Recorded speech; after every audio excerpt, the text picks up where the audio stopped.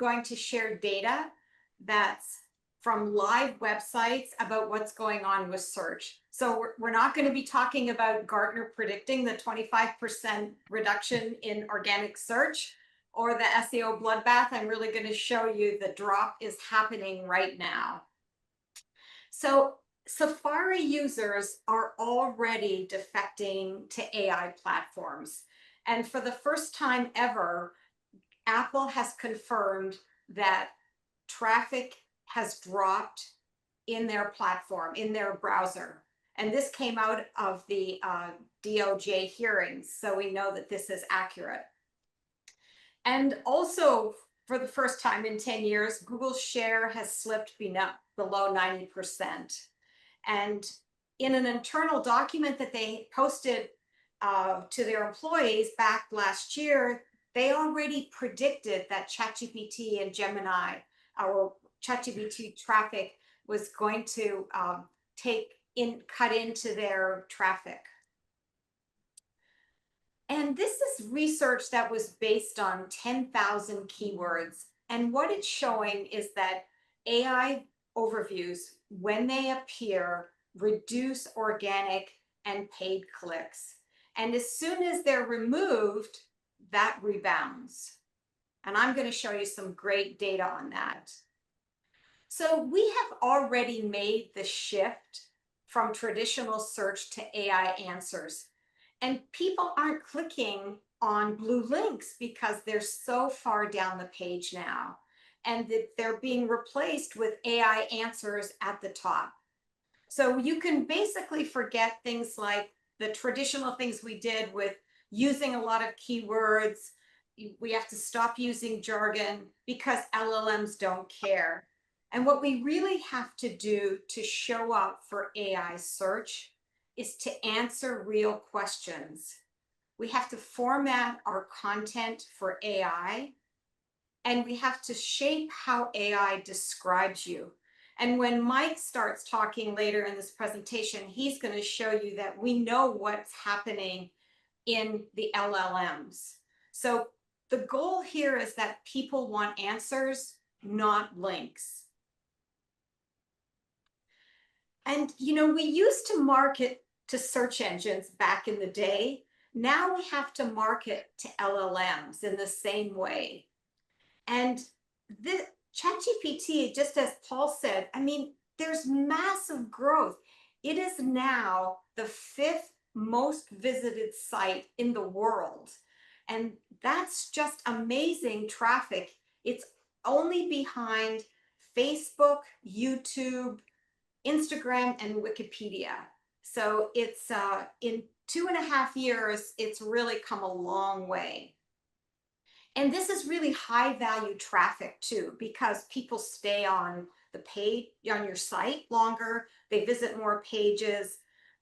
My data is showing that the bounce rate is about the same for organic as it is for LLMs. Whoops, sorry about that. And now I'm going to have Alden just say a few words about this slide, about how AI search converts on his site. Yeah, thanks, Rosemary. So what we did is we took a look at how traffic coming in from Google organic compares to traffic coming in from ChatGPT, right? But not from a traffic perspective, because who cares for traffic? What people care for is sales, right? You want actual money, you want actual conversions, you want leads. Those are the things that marketers and companies cares about. And what we found was that the the traffic that came from ChatGPT converted almost 8 times higher than the one that comes from Google, right? And if you think about it, it makes intuitive sense because the user is pretty much pre-cooked and pre-approved as such, where he has got all the information. So he doesn't have to come to your website and goof around. He can just straight away go and check out. So because of these factors, we are seeing like 8 times as much conversions. And because I think we are pretty lucky to get a lot of traffic from ChatGPT, I think about a week ago, we are now getting as many sales from ChatGPT as we are getting from Google Organic. And to me, that is an absolutely fascinating thing. I thought that this parity would happen about 12 months from now, and it's happened like right here in May of 2025. So that was quite shocking. Yes, it's happening very, very fast. And then, of course, Google doesn't want you to click away from the site. And it's prioritizing AI overviews over traditional search results. And that's just having a major shift in visibility for company websites. But here's one of the real gotchas here. Google doesn't separate out AI overview clicks from regular ones. So in our analytics programs, we can't tell if a click came from AI overviews or came from a blue link. But even worse than that is that all links in AI overviews are grouped into one position in Google Search Console. So unless a user expands the section, the AI overview section, to see your link, it doesn't even count as an impression. So you might have got into an AI overview, but because it wasn't visible, it's not counted in any way. All right, so I think this next section is like the real most important thing to take away. So this actually happens to be my website. I get a lot of traffic. This is based on 17 million impressions and 647,000 clicks over the last 16 months. So this looks really great. You know, traffic impressions are moving along, and then bang, they start going up. So just keep in mind that Google officially launched AI overviews back in the US in May of last year. So here we're seeing 122% increase January over May, year over year. So you would expect that that would result in a lot more click activity, but it only resulted in 10% increase in clicks.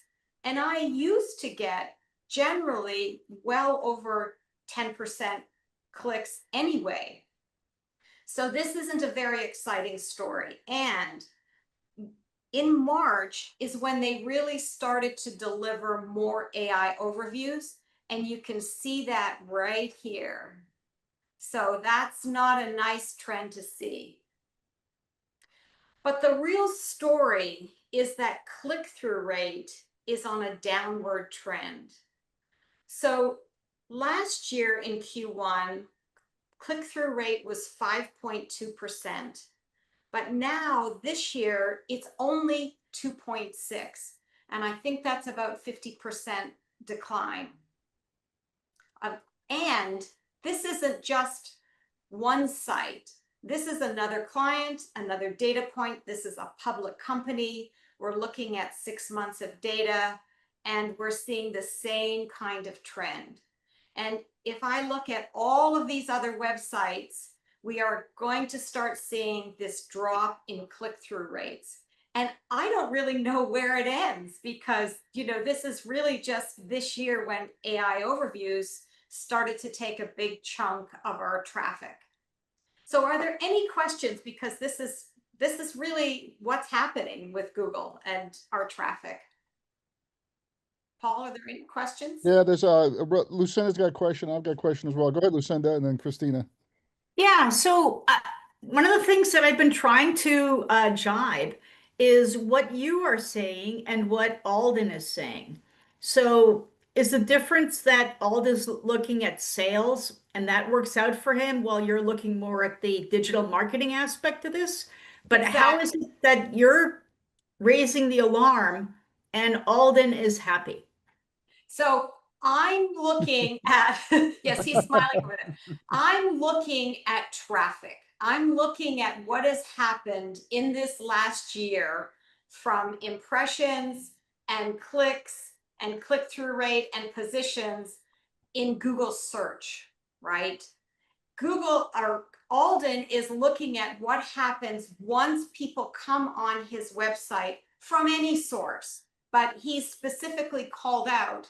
But did you look at just ChatGPT or all AI, Alden? Just ChatGPT, but the others also are doing pretty good, like Perplexity. Yeah. Okay. But let me restate it, Mary, make sure I'm listening to it. So you're saying traditional approach with Google is seeing almost 50% cut in half in click-through rate, which was a key metric. And Alden's saying, I love traffic from ChatGPT. Send me all the traffic you can possibly get from those large language models. I love that pipeline of traffic. Is that right, Alden? Yeah, totally. And Rosemary's points are mostly are definitely about Google, and those trends hold true. I would say I'm just lucky that I got this new, I don't know, girlfriend who's sending more traffic. And Alden, I'm going to show you something in a minute that's going to make you happy also, because it's going to show you that, ChatGPT growth has just gone through the roof, right? And so this is good for Alden because he's measuring those conversions. I'm showing you the front end. He's showing you what happens when those people come to your website. So is it basically that ChatGPT is squeezing out the marketer? Oh, yes. Yeah. Yes. Okay. Yep. We got 3 more questions. Go ahead, Christina, then Joyce. I have a small clarification, Rosemary. You said that when you get the Google search LLM results at the top of the page, there are links associated with each of the statements that are made up there. Are you saying that unless someone clicks on one of those little links, the company whose link that is doesn't even know that they've seen it? I'm saying that when that result is there, if someone clicks on a link there and comes to your site, in Google Analytics, you will not know if they came from AI overviews or from a blue link. That's crazy. So Yes, well, sure. Do you think they're going to be motivated to change that? No, but I don't think so. It's so strange because those links are to very specific pages. So you would think they would be the same link URL that you would be seeing in your Google Analytics. Yep, nope. Thank you for clarifying that. I just wanted to make sure I wasn't misunderstanding you. Yes, I know. It was very hard to grasp that. Thank go you. ahead, Joyce, and then Rachel. Oh, did we lose Joyce? Joyce, if you It's come back. gonna happen one time. Forgot to unmute. It's thank you so much for the data and the presentation. It's really engaging. I have one small comment and then one question. The comment is, if you listen to the latest earnings report by Google, they actually say they see similar monetization from AI overview versus their blue links, which I obviously highly skeptical, given what you say. The second thing is, the question is, because you're comparing the AI overview impact, and when I see AI overview, usually I use the typical Google search keywords, right? And then it just show me. Instead of when I go into an AI engine, I will shape my questions more, shape my search more like a question. So does that impact these type of things? Do you think go into these numbers? Because we are almost like Google is using the AI overview in the OL keyword, try to translate a keyword into an AI question. Well, Joyce, that's a good question, but we really don't know because they're not separating out the data. So we have no idea where that click came from. That's fair. Thank you. Thank you. And Rachel? Hi there. I was just wondering, and forgive me, I am in the process of building my website, so I have not seen GA4 since AI really became a thing.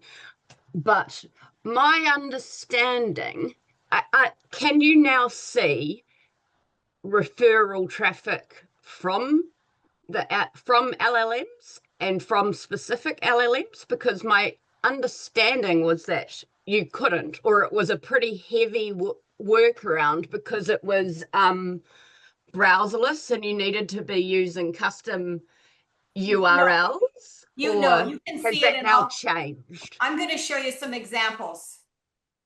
Yes, you can Okay. definitely track it, but there are some issues with tracking. Right. Okay. I look forward to seeing it. Rosemary, before I go there, can you just go back? I just have a clarification question here. So for non-marketing people like myself, the click-through rate is a user sees a banner and they click through it and then go to the site, correct? Right, they see So- something, right, that's a click-through rate, yes. So we're seeing 6 months of a declining click-through rate. Did the ad content itself stay the same for all 6 months, or did it change in the middle and it's poor quality? It seems like the content itself would have a big impact on the click-through rate as well. These aren't ads. This is just normal results in Google search. I see. Okay. So this is So- what's happening when you go to Google search. And so I'm using this because Google search accounts for like 96% of organic traffic to B2B websites. Thank you. Thank you. So said differently, this is a good apples to apples comparison on everything else is the same. It's like something's driving down the click-through rate is your point. Right. Yes, I'm just saying that this decline, we can tie it pretty much directly to AI overviews. Okay. Michael, you got one last one here? Go ahead. Yeah, I've got one last one. Basically, these are two different animals. Search is providing you where you can go to get the information, and ChatGPT and some of the models are saying, okay, this is the information. And so those are two different animals. We need to have a way that we gather this information and analyze it so that people see, okay, one of the things I would want to answer is, what's somebody looking for? Okay, so what I'm showing you is right here was Google search. Mhm. That's separate from the traffic that comes to you from LLMs. So we'll cover some of that and then I'm going to turn it over to Mike. Okay. Okay, so AI is also having a big impact on paid search. So this data is coming from my colleague who runs large ad campaigns. And he said that we're already seeing a decline in click-through rates of between 30 and 50%. So it's already starting in paid as well. You've probably seen that sometimes Google is testing putting paid above AI overviews. We're also seeing an increase in the cost per click. However, Google is always costing more for clicks anyway. So what has happened though is Google is now taking over running the campaign. What you do now is you provide Google with URLs, the copy and your goals, and Google is doing the rest. So, you know, you're losing control of your marketing and targeting. And so that means that your content that it's pulling from has to be really good. So ChatGPT, back to ChatGPT, Mike. So it is a top referrer. This is a public company. ChatGPT is already in the top 10 out of more than 3,000 sites. This site here was an acquisition of theirs, so really it's in 8th position. And this is the level of growth that they're seeing from ChatGPT. And Bing is powering ChatGPT search, and this is giving you a sense of the difference between Bing and Google. So as I've shown, Google traffic is shrinking, but Bing is growing here, as you can see here, but the numbers are so small. I never pay attention to Bing. I know, Alden, what you're thinking. Alden is a big fan of Bing, but I never see any growth there. The other thing that's going to impact this is that that should say, no, that's right. Apple plans to embed AI search tools like Perplexity and Claude into Safari, so we're going to see even more change as well. All right, Paul, this is your site. And what I want to make a point of here, is that we have an attribution problem with our LLMs and how they refer traffic. So generally, when a click comes from, say, Google search or ChatGPT, well, we won't use ChatGPT, or another site, it passes referred traffic that then appears in Google Analytics. And so when that happens, then our analytics are accurate. What's happening now is that AI referral traffic is not always being reported correctly, and a lot of traffic from LLMs is getting dumped into direct.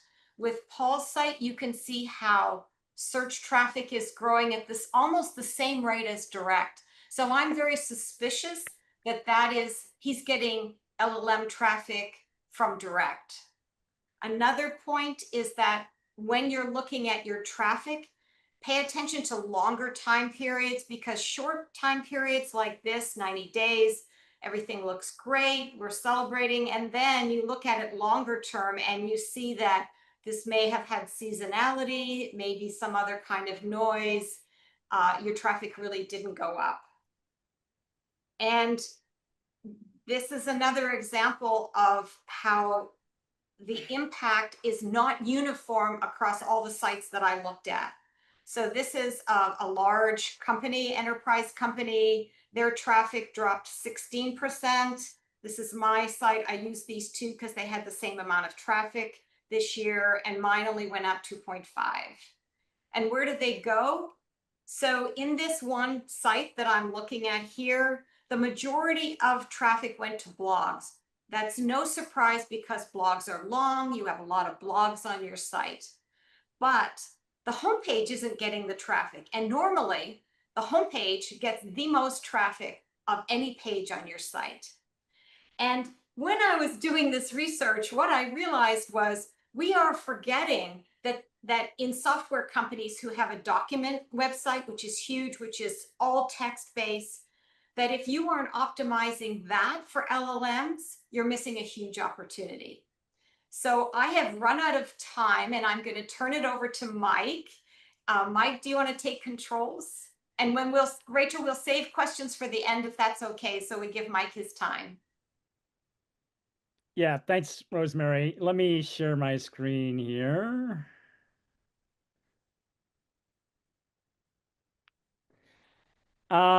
First of all, let me introduce myself. I'm Mike Ensing, CEO of Revere.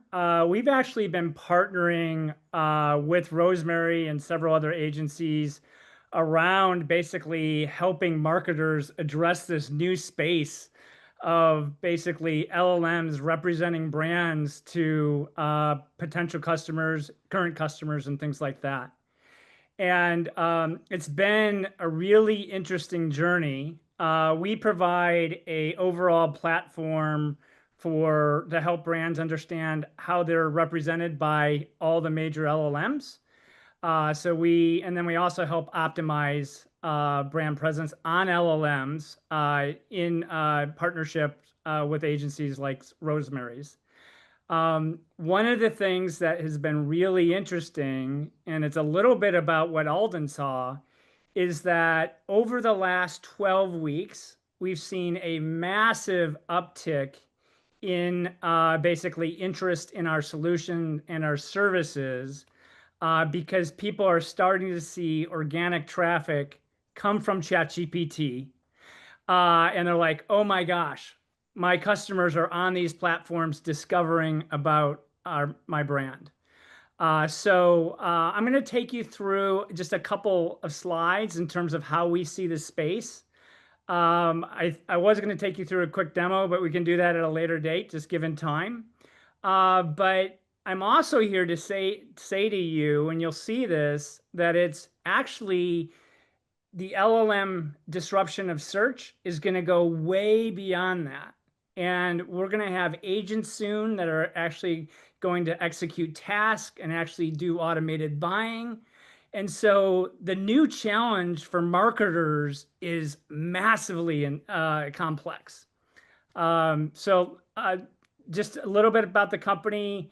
We were founded about 2 years ago. Actually, when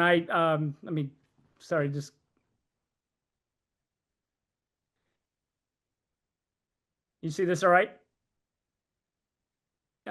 We So a little bit can about see the it, Mike. company.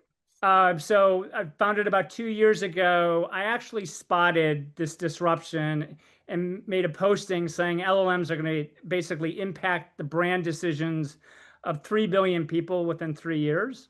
And what was funny about that is people thought I was a little bit nuts. And actually, it's happening faster than that with ChatGPT, AI mode in Gemini. And then, in fact, last month, basically, Wall Street Journal came out and saying marketers are trying to just scramble to keep up to this disruption. Rosemary talked about how fast it's moving. I want to talk a little bit about how broad it's going to be. And what's going to happen in a couple years is LLMs are going to touch billions of people multiple times a day through lots of different modalities. And right now, the conversation is really around AI search. People are going to ChatGPT to discover about brands and things like that. But it's going to get a lot more complex because people are starting to use assistants. I talk to ChatGPT every day, and I get responses and things like that. And then lastly, we're going to move into the era of agents, where there's going to be thousands of agents executing on behalf of customers, making decisions and things like that. So now as a marketer, you actually have an entirely new customer.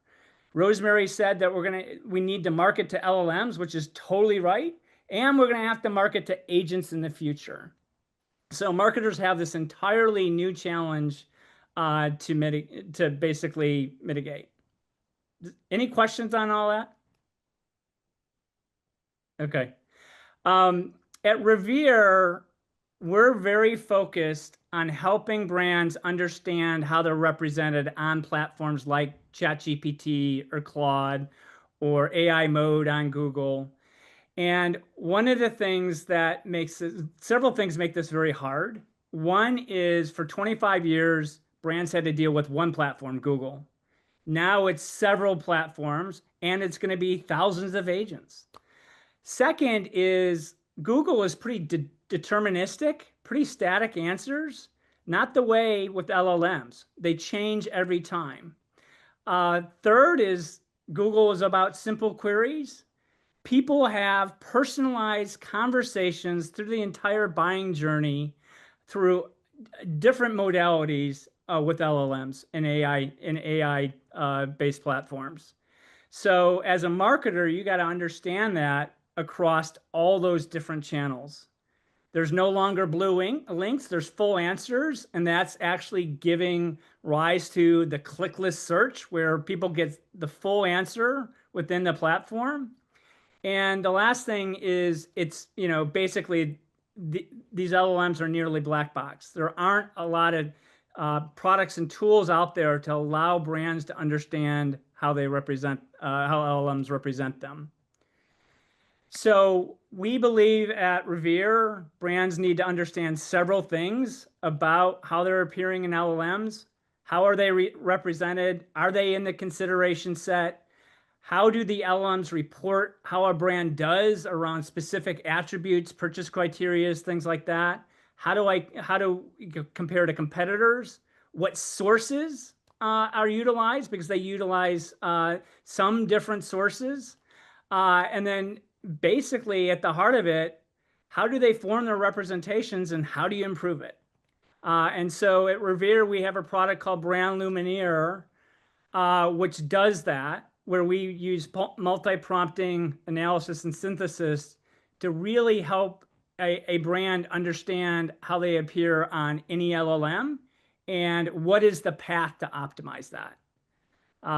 Rosemary's been a terrific partner as we've served many clients together around this whole space.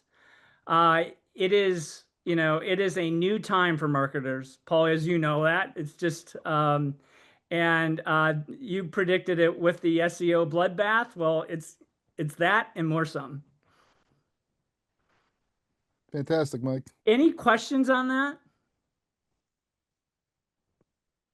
Mike, what's the number one thing that you find yourself recommending to marketers that they aren't doing? Well, so one is restructuring their content on their own websites is number one. And the way you structure content really, really matters. Rosemary said, you know, answer the questions that people are asking. That's spot on. The second thing is really understand what are the most authoritative sources that are utilized by the LLMs. And it's a different set.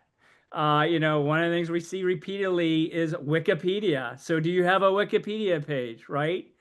The third thing I'll recommend is that you actually need to move beyond sort of content and content structure, content topics, because there's some things where you're going to need to change the performance of your brand because LLMs are very, very transparent. So for example, we have a company that has an app and the app has bad, basically battery drain. Well, there's not a lot of content updates you're going to make to overcome that. An LLM saying that, what you're going to have to do is change the product. So LLMs are going to be very, very transparent, and they're going to bring both great things about brands alive, negative things, and from a company standpoint, brands are going to need to deal with that. That's great. We'll go to Rachel and then Joyce. Go ahead, Rachel.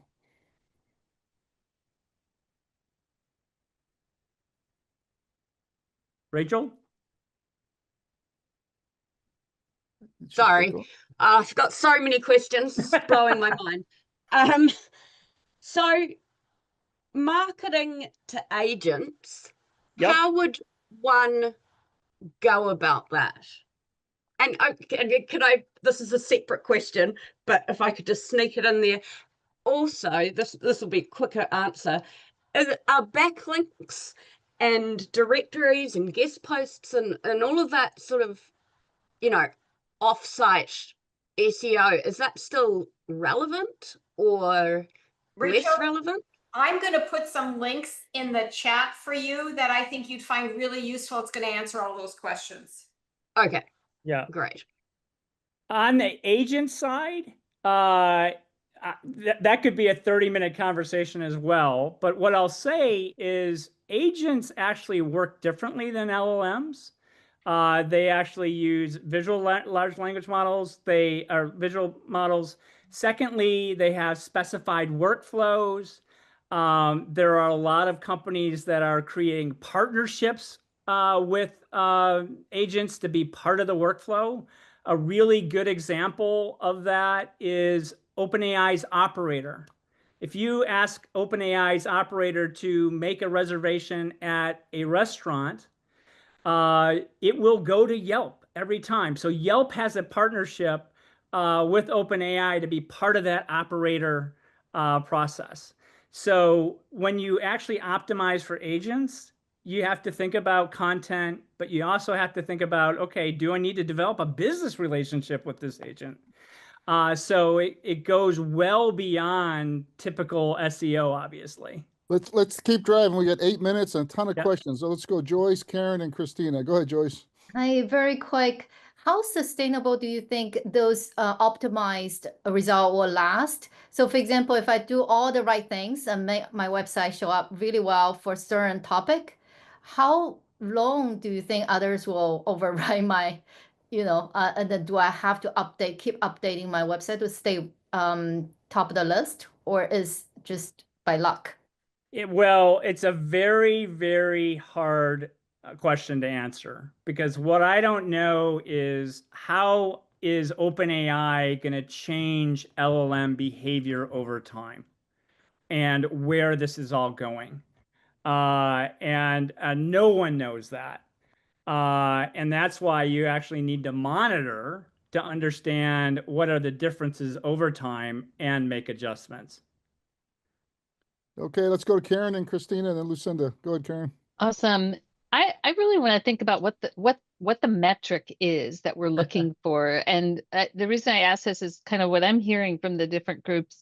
So Rosemary showed, these vanity metrics we've used in the past of impressions and click-through rates as a measure are no longer really showing us what our website can do, or they're showing that what it's not going to work.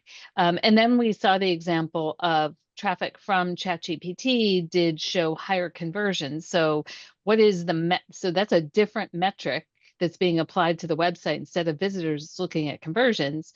And then what I'm hearing from Mike is that you've got to have these metrics around how engaged and how kind of what your brand visibility is to these LLMs. So what metric are we looking at these days? It is shifting with these LLMs coming to the equation.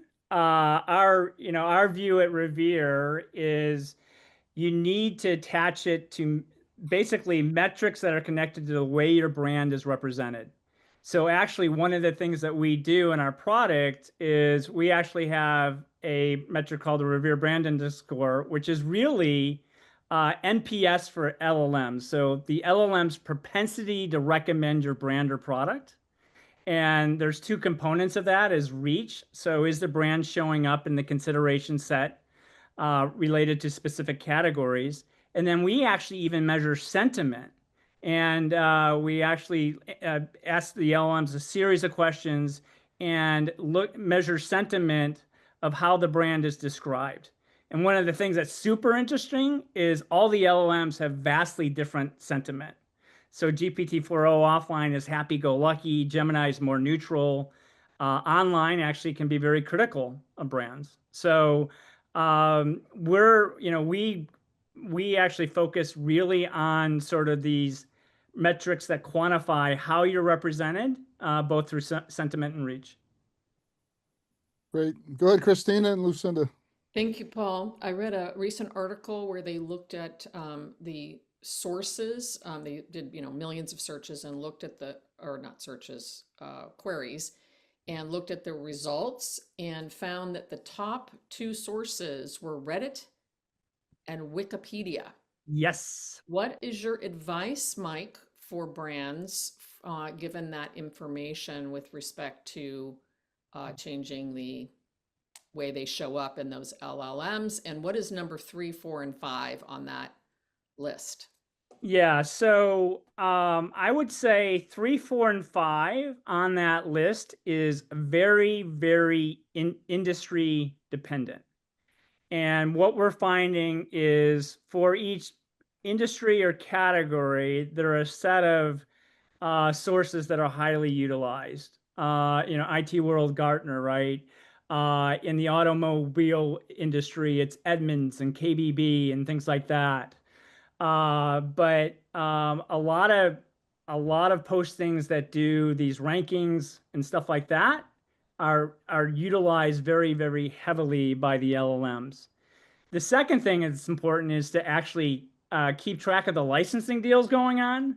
So why does Google now always go to Reddit? Because guess what? There's a licensing deal. In terms of managing Reddit, there are ways to actually insert yourself for the marketer or brand, insert yourself in the Reddit conversations. That's got to be done, well and with high visibility and high authenticity. But there are ways to actually manage your presence in Reddit as a participant. I guess that's my question. Is that your advice, that they actively manage their view in Reddit and manage their Wikipedia page? Is that yes advice? Yes. And then same thing for these other sources, like if you're an auto at Edmunds or Kelly Blue Book? Exactly. Yep. Great. Lucinda, take us home. Last question. All righty. All right. So here I am, on my couch, not able to run a marathon. And I have to get from couch to marathon for my AI, for my website. How do what do you take people through to get them to be able to be high performing? Can you just give an example of that, both Mike and Rosemary? And if Alden can talk about what he's done as well, that'll be good. But go ahead. So from my standpoint, what we first do is we actually measure the brand on the LLMs and show the brands where they need to improve. And different brands have different issues. Some have reach issues that are not showing up in the LLMs at all. Other ones have sentiment issues where really negative messages are coming through. And that actually measurement actually provides the ability to do content identification and content updates to your website, a lot of what Rosemary does, to actually start to improve that representation. Rosemary, anything to add there? Yeah, I mean, there's a whole, Lucinda, really, all these websites have to rewrite and upscale their content. And So when you say that, what do you mean? Like what, like how would you? Okay, so I'll give you an example of this one that I'm just working on. So I'm looking at their blog posts, and the first sentence on the page, the very first sentence was 37 words long. Do you think anybody can understand that? Do you think an LLM can understand that? And then I found that 35 sentences in this blog post were excessively long, making the whole blog post hard to read. If it's hard to read for a human, it's hard to read for an LLM. So companies have to upscale their content. And one of the cool things that we've done with Mike's product is we've taken Mike's product and we took all the data from there. We take a blog post and we put the whole thing into ChatGPT and we ask it to tell us what we need to optimize. And the latest thing I did, Mike, was I took a win-loss report from the company and I uploaded that so that when we're answering questions and changing this blog post, we are addressing the problems that the company has in closing deals. And we're doing that in the content. That's great. Well, Mike and Rosemary, fantastic presentation. I want to be sensitive to time, but really energetic discussion. We'll definitely want to have you guys come back. This is a very fluid area. We're going to be talking about this at a conference. We'll be talking about it more in learning labs. So thanks, everyone, and let's keep the learning going.